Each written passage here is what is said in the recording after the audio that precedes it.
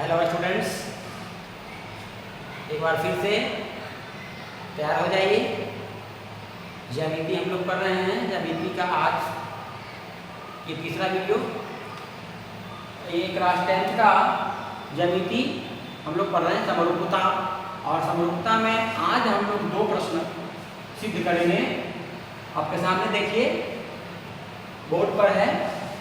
पहला तो ये दो समरूप त्रिभुज का क्षेत्रफल का अनुपात उसके संगत भुजा के वर्गों के अनुपात के बराबर होता है।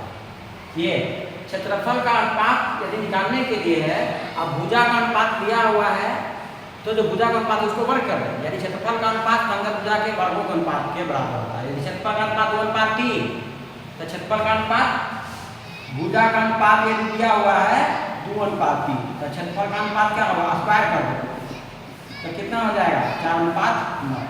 यानी क्षेत्रफल का अनुपात संगत भुजा के वर्गों के अनुपात। और यदि क्षेत्रफल का अनुपात दिया हुआ है, भुजा निकालना है तो रूट कर दो, भुजा दिया हुआ है क्षेत्रफल निकालना है तो स्क्वायर कर दो। ये पहला थ्योरम। दो समरूप त्रिभुज के क्षेत्रफल का अनुपात, क्षेत्रफल का अनुपात, दो समरूप त्रिभुज के क्षेत्रफल का अनुपात उसके संगत भुजाओं के वर्गों के अनुपात के बराबर होता है। पहला प्रश्न है।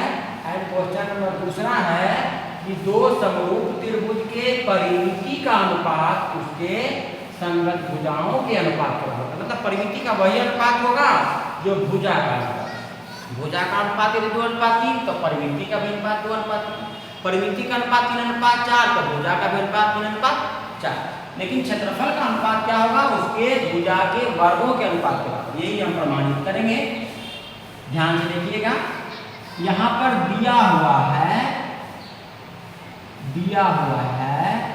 कि ये दोनों त्रिभुज जो है, त्रिभुज ABC और त्रिभुज DEF क्या है, समरूप। ये दिया हुआ, ये दोनों त्रिभुज समरूप है। जब समरूप है तो इसका संगत भुजा क्या हो जाएंगे, संगत भुजा समानुपाती हो जाएगा AB/DE। AB/DE बराबर BC यदि रहेगा तो BC/EF हो जाएगा, या AC/DF हो जाएगा, AC/DF। ये जो कि समरूप है, ये दोनों त्रिभुज समरूप है तो संगत भुजा समानुपाती होगा। और साथ ही साथ संगत कोण क्या होगा, समान। यानी कोण A बराबर कोण B, कोण B बराबर कोण E एंड कोण C बराबर कोण F। ये होगा E बराबर कोण कौन हो जाएगा, ये होगा। तो सिद्ध करना है, इसमें जो सिद्ध करना है वो लिखते हैं। तो सिद्ध करना है कि, क्या सिद्ध करना है कि त्रिभुज ABC का क्षेत्रफल बटा त्रिभुज DEF का क्षेत्रफल बराबर क्या होगा, AB² बटा DE² यानी वर्ग, BC² तो EF² या AC² करेंगे तो DF²। यही प्रमाणित करना है जी। ये हम रचना करेंगे, ध्यान दीजिएगा। यही मेन इसको याद करना है। इस क्वेश्चन में हम लोग क्या रचना करते हैं, इसको थोड़ा याद करिए। यहाँ पर रचना क्या करते हैं कि A से इस पर एक लंब डालते हैं। A से त्रिभुज ABC में A से AM लंब डाला BC पर, और त्रिभुज DEF में D से DM लंब डाला EF पर। रचना क्या कर रहे हैं, त्रिभुज ABC में A से AM लंब डाला BC पर, तथा त्रिभुज DEF में B से DN लंब डाला EF पर। अब प्रमाण, यही मेन पार्ट है।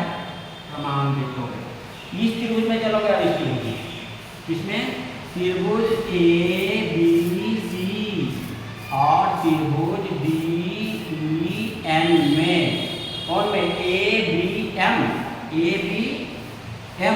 इतना और DEN में देखोगे क्या क्या बराबर है। ई कोण बराबर ई कोण दिया हुआ है, लंब डाले हैं कोण बी बराबर कोण ई तथा कोण ए एम बी बराबर कोण बी एन ई बराबर 90 डिग्री। दो कोण बराबर ई और ई बराबर ई, तो तीसरा कोण सतह बराबर हो जाएगा। तो इसीलिए सीधे कोण कोण समरूपता से, इसीलिए लिखेंगे कोण कोण समरूपता से दोनों त्रिभुज समरूप हो गया। त्रिभुज ए बी एम समरूप त्रिभुज डी ई एम, ये त्रिभुज अरे त्रिभुज समरूप हो गया। तो इतना बटा इतना बराबर हम इतना बटा इतना या इतना बटा इतना, इसीलिए ए बी बटा डी ई बराबर बी एम बटा ई एन बराबर क्या ए एम बटा डी एम लिख सकते हैं ना, डी एम। इतना बटा इतना बराबर ये बाई ये बराबर ये बाई ये लिखेंगे, ठीक है। इसको मान लो समीकरण। अब चलोगे पूरा त्रिभुज क्षेत्रफल में तो सिद्ध करना है। तो त्रिभुज ए बी सी का क्षेत्रफल बटा त्रिभुज डी ई एफ का क्षेत्रफल बराबर कितना होता है, हाफ गुने आधार क्या है बी सी, ठीक है, बी सी गुने ऊंचाई क्या है ए एल बटा हाफ, इसमें भी आधार क्या हो जाएगा एफ गुना डी एन। तो हाफ से हाफ कट गया, ये सी हो गया, ये भी बी सी बटा ई एफ गुना ए एम बटा डी एन। आप देखोगे ए एम बटे डी एन के जगह पे बी सी बटे लिख सकते हैं। फ्रॉम फर्स्ट इक्वेशन फर्स्ट से हम लिख सकते हैं कि त्रिभुज ए बी सी का क्षेत्रफल बटा त्रिभुज डी ई एफ का क्षेत्रफल बराबर बी सी ए एम बटे डी एन के जगह पे बी ए एम बटे डी एन के जगह पे क्या कर देंगे बी सी बटा ये तो है ही ये वाली, ए एम बटे डी एन के जगह पे बी सी बटे ए बी बटे बी सी बटे देखोगे यहाँ ए एम बटे डी एन। अब चूंकि ए बी बटा डी बराबर इसके बराबर ए और ए बी बटा डी ई के जगह पे हम बी सी बटा ई एफ भी लिख सकते हैं। देखो ए एम बटा डी एम ए बी बटा डी बराबर इतना बटे इतना बराबर इतना बटे इतना बराबर इतना बटे, लेकिन हम इतना बटे इतना के जगह पे इतना बटे इतना लिखेंगे, इतना बटे इतना और इतना बटे इतना इसके जगह पे इतना बटे इतना। तो इसके जगह पे ए एम बटे डी एन के जगह पे इसीलिए ए एम बटा डी एन बराबर भी बी सी बटा ई एफ हो जाएगा, है ना, क्योंकि ए बी बटा डी ई बराबर ई और इतना बराबर ये है तो इतना बराबर ये, तो बी सी बटे ई एफ और ए एम बटा डी एन की जगह पे भी बी सी बटा ई एफ लिखेंगे, यानी कि हम यहाँ बी सी का स्क्वायर ये गुने एफ ई एफ का स्क्वायर और फिर बी सी बटे एफ की जगह पे भी।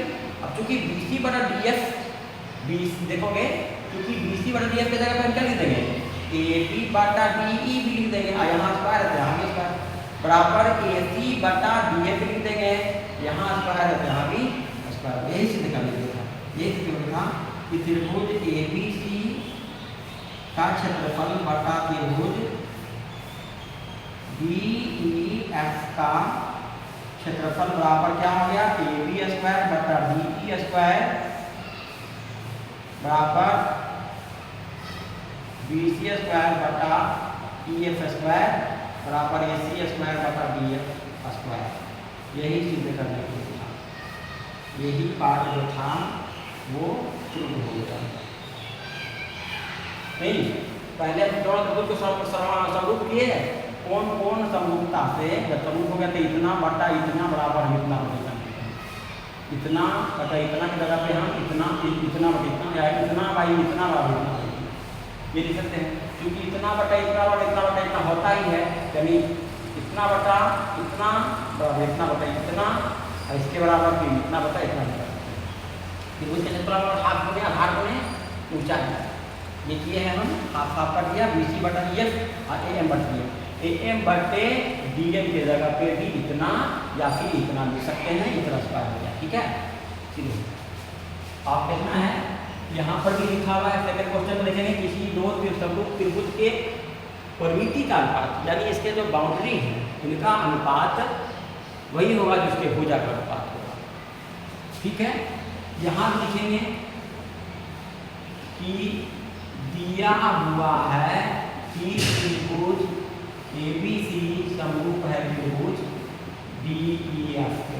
जब समरूप है तो इसमें लिखिएगा, सिद्ध करना है कि त्रिभुज ABC की परिमाप, त्रिभुज ABC की परिमाप बटा त्रिभुज DEF की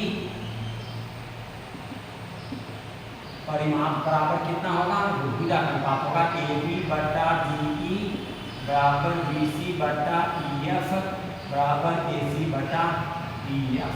यही सिद्ध करना प्रमाण, इसमें रचना की जरूरत नहीं है। लिखेंगे त्रिभुज ABC समरूप है त्रिभुज DEF के।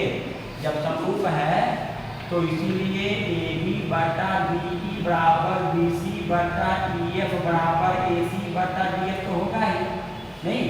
जब समरूप है तो इसकी संगत वजह समानुपाती होती ही है, पहले हम लोग जानते हैं कि संगत वजह समानुपाती और संगत कौन समान। तो चूंकि दोनों त्रिभुज समरूप है इसलिए संगत वजह समानुपाती, इतना बराबर इतना बराबर इतना बराबर इतना बराबर इतना बराबर, और इतना बराबर कोई कांस्टेंट मान रहे हैं हम के। तो इसीलिए AB बराबर कितना होगा, जाके गुना K गुना DE। इसी तरह BC बराबर कितना होगा, K Guna EF, and AC बराबर कितना होगा तब K गुना DF। अब हम चलेंगे तो सीधे करने के लिए, तो त्रिभुज ABC की परिमिति बटा त्रिभुज DEF की परिमिति बराबर कितना होगा, परिमिति का मतलब क्या है, AB plus BC plus AC। इसी तरह उसमें DE plus EF plus DF। अब AB के जगह पे हम क्या लिख देंगे, K गुना DE प्लस BC के जगह पे K गुना EF प्लस AC के जगह पे K गुना DF। अब बटा जो है तो छोड़ दीजिएगा, DE plus EF plus DF।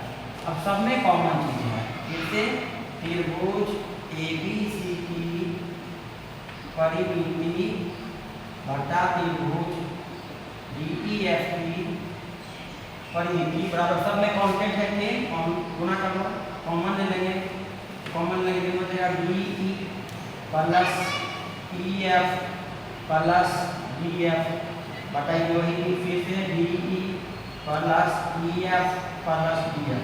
तो दोनों में एक ही चीज है तो काट दिए, बचा क्या K, यानी कि किसको बना वही चीज होगा।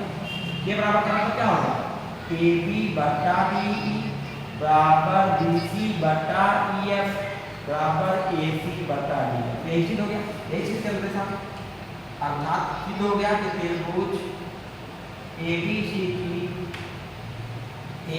की परिमाप बटा त्रिभुज DEF की परिमाप बराबर क्या हो गया, उसके भुजाओं का अनुपात DE बराबर BC बटा EF बराबर AC बटा DF। यही सिद्ध करने था, है ना। दोनों का परिमिति का अनुपात उसके भुजाओं के अनुपात के बराबर होता है। ठीक है, समझ गए। यहाँ से देख लीजिए एक बार फिर से। धन्यवाद।